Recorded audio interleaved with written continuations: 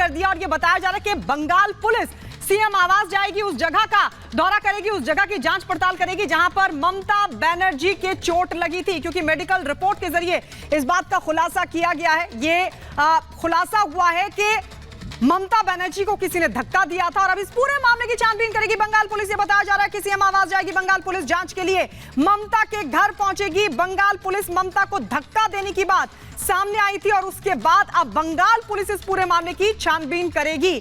आपको बता दें, ममता बनर्जी के चोट लगी थी और ममता बनर्जी की जो मेडिकल रिपोर्ट है उससे यह खुलासा हुआ है कि उनको किसी ने धक्का दिया था। और मीनाक्षी हमारे सहयोगी न्यूज रूम से हमारे साथ जुड़े। मीनाक्षी, अब बड़ा सवाल यह उठ रहा है कि आखिर ममता को धक्का किसने दिया, उनके घर पर कौन उनका दुश्मन बैठा, क्या अपडेट, क्या जानकारी?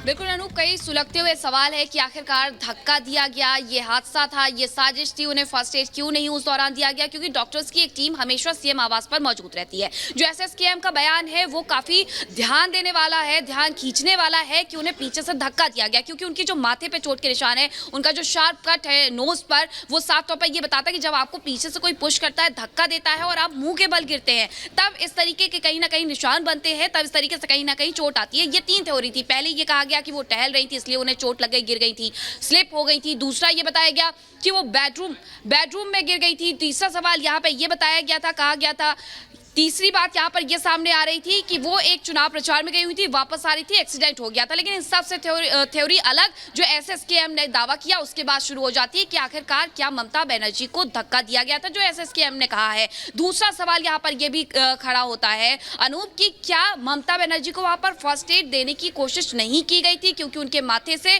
खून निकल रहा था, उनकी नोज से खून निकल रहा था और इसी के साथ साथ उनकी फोटोज खींची गई। जो 3 फोटोज शुरुआती तौर पर टीएमसी के द्वारा जारी की गई थी, उस पर भी सवाल खड़े होता है कि आखिरकार नाजुक हालत पर ध्यान देने की बजाय यहां पर फोटोग्राफी की जा रही थी ममता बनर्जी को लेकर के। तो दीदी ने अब क्या कहा, इस पर भी ध्यान देना होगा। दूसरी तरफ पुलिस भी जाएगी सीएम आवास पर और जांच करेगी। लेकिन ये बड़ा सवाल है कि आखिरकार साजिश हुई है, क्योंकि उनके घर पर उनके भतीजे अभिषेक बनर्जी भी मौजूद थे और घर के अन्य सदस्य भी मौजूद थे। अगर घर पर किसी ने धक्का दिया है तो क्या ये उनके साथ किसी भी तरीके से यहाँ पर चुनावी साजिश की जा रही है, ये एंगल भी यहाँ पर देखा जा रहा है। क्योंकि एक वक्त हमने वो भी देखा था जब व्हील चेयर पर बैठ करके वो प्रचार कर रही थी और आज एक बार फिर से देखने को मिला कि व्हील चेयर पर ही उन्हें हॉस्पिटल से डिस्चार्ज किया गया है। 6:30 से 7:30 का वो वक्त बताया जा रहा है जब ममता बनर्जी गिरती हैं, उन्हें चोट लगती है या धक्का दिया जाता है, ये अभी जांच का विषय बना हुआ है। लेकिन 2.5 घंटे बाद उन्हें जब डिस्चार्ज किया गया वो वापस से एक बड़ा सवाल यहाँ पर यह खड़ा होता है कि अगर यहाँ पर इस तरह से उन्हें धक्का दिया गया, उन्हें चोट पहुंचाई गई, तो फिर उसके पीछे कौन था, ये एक बड़ा सवाल है। इसका जवाब भी हम आपसे जानने की कोशिश करेंगे, लेकिन इससे पहले तस्वीरें भी दिखा रखेंगे कि इस पूरे मसले को लेकर हॉस्पिटल की तरफ से एक और बात यहां पर सामने आई है। तो पश्चिम बंगाल की मुख्यमंत्री ममता बनर्जी घायल हो गई हैं। टीएमसी अध्यक्ष ममता बनर्जी के सिर पर चोट लगी है, लेकिन चोट लगने की जो वजह बताई गई है उसने सभी को हैरानी में डाल दिया है, साथ ही कई सवाल भी खड़े कर दिए हैं। देखिए ये report.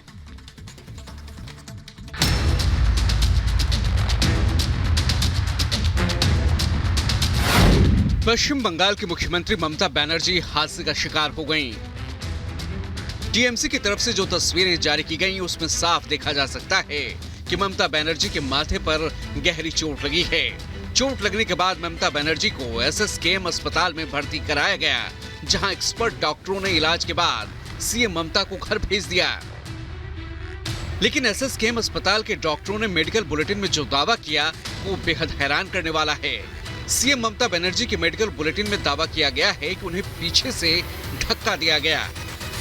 With a history of fall within the vicinity of her home due to some push from behind.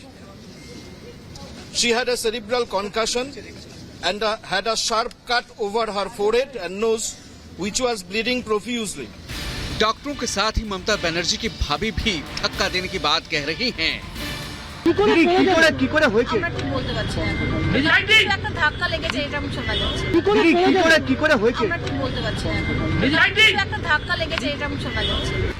जानकारी के मुताबिक जिस समय ममता बनर्जी के साथ हादसा हुआ वो अपने कालीकट वाले निवास पर थीं। एक मुख्यमंत्री के घर की सुरक्षा भी काफी चाक चौबंद होती है। ऐसे में ममता बनर्जी की ये घाव कई सवाल खड़े करते हैं। सवाल ये कि आखिर मुख्यमंत्री ममता बनर्जी को किसने धक्का दिया। सवाल ये कि घटना के वक्त सीएम के सुरक्षा गार्ड कहां थे। सवाल ये कि सीएम आवास के अंदर सीएम को कौन धक्का दे सकता है। सवाल ये भी कि अगर किसी ने धक्का दिया तो क्या उसे किसी ने नहीं देखा। लोकसभा चुनाव पास हैं। ममता बनर्जी रोजाना राजनीतिक कार्यक्रमों में शामिल हो रही हैं। ऐसे समय में सीएम का सुरक्षा घेरा काफी मजबूत रहता है। घर हो या दफ्तर, पार्टी ऑफिस हो या जनसभा, हर जगह सीएम की सुरक्षा का खास ख्याल रखा जाता है। लेकिन 14 मार्च की देर शाम ममता बनर्जी को उनके ही आवास पर किसी ने धक्का दे दिया। वो बुरी तरह घायल हुई। सीएम आवास से लेकर पूरे प्रशासनिक अमले में खलबली मच गई।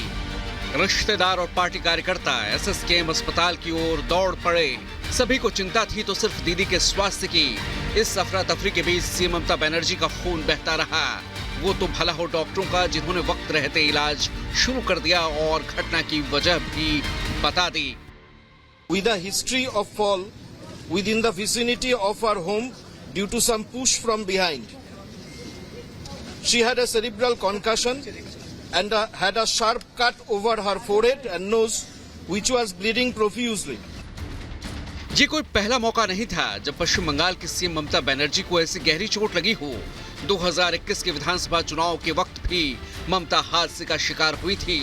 नंदीग्राम में विधानसभा चुनाव के लिए नामांकन दाखिल करने के दौरान दीदी के पैर में चोट आई थी, जिसके बाद कोलकाता के इसी एसएसकेएम हॉस्पिटल में 3 दिनों तक उनका इलाज चला था। मां, माटी और मानुष की बात करने वाली ममता बनर्जी ने उस समय जनता के लिए व्हील चेयर पर बैठकर चुनाव प्रचार किया था और खेला खूबे का दावा किया था।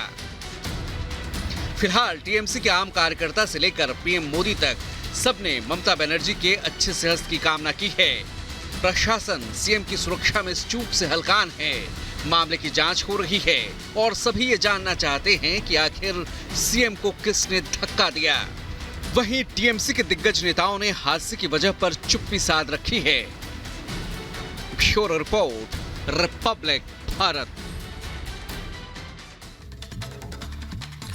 और देखिए अगली बड़ी खबर बिहार से आ रही है। बिहार में आज नीतीश कैबिनेट का विस्तार हो रहा है। जी हां, बड़ी खबर आपको बता रहे हैं और बताया जा रहा है कि 18 मंत्री जो हैं आज पद और गोपनीयता की शपथ ले सकते हैं। बड़ी खबर इस वक्त बिहार से, जहां आज नीतीश कैबिनेट का विस्तार होने वाला है। डिप्टी सीएम के साथ सीएम ने चर्चा भी की है इसे लेकर। कैबिनेट विस्तार से पहले नीतीश कुमार ने दोनों डिप्टी सीएम के साथ बैठकर चर्चा की है। बताया जा रहा है कि आज कई नए मंत्री शपथ ले सकते हैं। बिहार में 18 मंत्री शपथ ले सकते हैं। और इस वक्त एक और बड़ी खबर आपको बता दें। बड़ी खबर है कि पशुपति पारस ने आपात बैठक बुला ली है। दिल्ली में पारस के घर पर यह बैठक होगी। सारे सांसद पदाधिकारी शामिल होंगे। चुनावी रणनीति पर होगी चर्चा। बैठक के बाद प्रेस कॉन्फ्रेंस करेंगे पशुपति पारस। ये बड़ी खबर आपको बता दें। सीट शेयरिंग के फॉर्मूले को लेकर नाराज चल रहे हैं पशुपति पारस। हालांकि कल ये भी खबर सामने आई कि वो मान गए हैं और कह रहे हैं कि वो मोदी के साथ रहेंगे। लेकिन इस बीच आपको बता दें अभी तक सीट शेयरिंग को लेकर ऐसा लग रहा है कि संतुष्ट नहीं है।